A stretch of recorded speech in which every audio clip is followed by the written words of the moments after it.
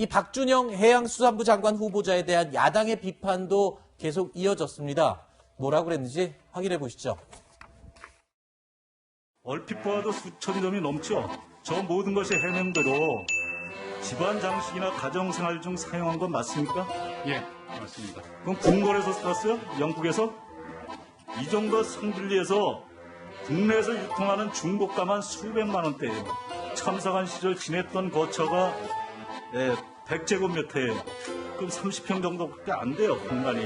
카페 창업 전에 가정에다 달아놨었고요. 그런 부분들을 가지고 나간 거고요. 다만 양이 많기 때문에 박스를 다 정리하지 못한 부분들도 좋아요. 있었습니다. 저는 이 사진들을 처음 접했을 때 난파선에서 보물 건져 올린 사진인 줄 알았어요. 일반인이 이 정도 분량을 세관 신고 없이 들어와 판매했다면 한마디로 밀수입니다. 최 교수님, 네. 일단 이 박 장관 후보자는 다 사용하려고 사온 것이었다라고 해명을 했습니다만, 글쎄요, 이 도자기류가 1250여 점이었고요. 그리고 샹드리에 전등이죠. 크리스탈 전등이 8개였습니다. 과연 30평짜리 아파트에서 다 쓸 수 있는 양인지는 좀 의문이 든다라는 지적이 좀 있었거든요. 당연히 의문이 들죠. 네. 분량이 너무 많아요. 그러니까 지금 만약 상드리에를 8개나 어디 집에 그렇게 설치를 합니까? 한두 네. 개는 모르겠지만 그러니까 본인이 다 쓰겠다고 하는 얘기는 사실 그 분량의 양에 비하면 사실은 좀 설득력이 떨어져요. 네. 그리고 지금 뭐 한국에는 몇 평에 사실은 모르겠지만 뭐 영국에 사실 때 본인이 30평 정도의 집에 살았는데 저걸 어떻게 다 사용을 했겠습니까?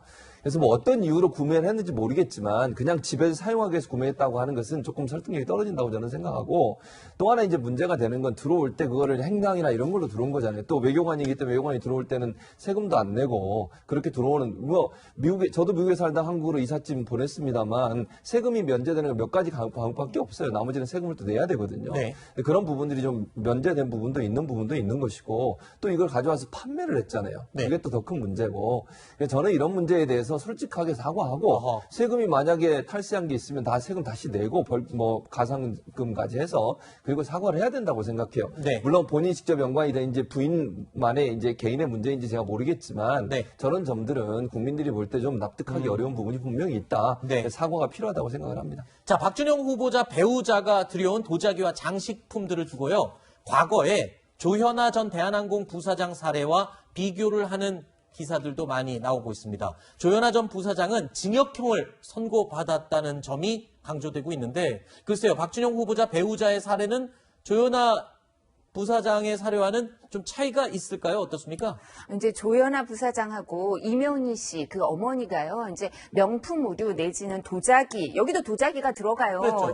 장식용품 과일인데 이제 이 조현아 씨는 지금 8,900만 원어치를 밀반입 신고를 안 하고 대한항공 화물기로 몰래 들어왔다고 항소심에서까지 집행유예 징역 8개월 집행유예 2년 사회봉사 80시간 선고받았고요. 그 모친은 그 도자기 장식용품 과일 3,700여만 원어치 들여왔다고 이렇게 또 징역형 집행유예를 받았는데요. 이건 몰래 들어와서 세관 신고를 안 네. 했다고 그러는데 이 경우도 세관 똑같죠? 신고 안 했잖아요. 네. 그리고 여기 이제 관세법상 본인들은 면세 대상이라고 주장하는 거예요. 이제 두 가지죠. 하나는 3개월 이상 사용한 이사 물품은 면세 대상이다. 그리고 이 이사 물품의 경우에 한국에 와서 계속 사용하는 경우에 면세 대상이다. 그러니까 몰래 들여온 게 아니다. 면세 대상이다. 이런 주장을 하시는지 모르겠는데 아까 교수님 말씀하신 것처럼 샹들리에 8개, 본인들이 인정한 도자기 용품이 1,250점이에요. 1,250점을 어떻게 3개월 이상 매일 한 잔씩 돌아가면서 해도 그거 안 될 것 같은데요. 그리고 네네. 지금 와서 판매한 거니까 계속 사용한 물건도 아니니까 면세 대상이 아니니까 관세법 위반이 맞죠. 네. 관세법 위반이 맞으니까 이 부분. 그리고 저는 꼭 하나 지적하고 싶은 게 해외에서 이삿짐 들여올 때 1큐빗, 2큐빗, 3큐빗에 따라서 요금이 달라지잖아요. 그죠? 3큐빗 이상이면. 근데 이제 그 외교관 이삿짐이니까 국가에서 세금을 지원해서 물건을 들여왔어요. 그럼 이거 우리가 세금 들여가지고 이 물건을 이사하는 데 드는 비용은 세금으로 들어간 거예요. 그건 어떡하실 거예요? 아하, 알겠습니다.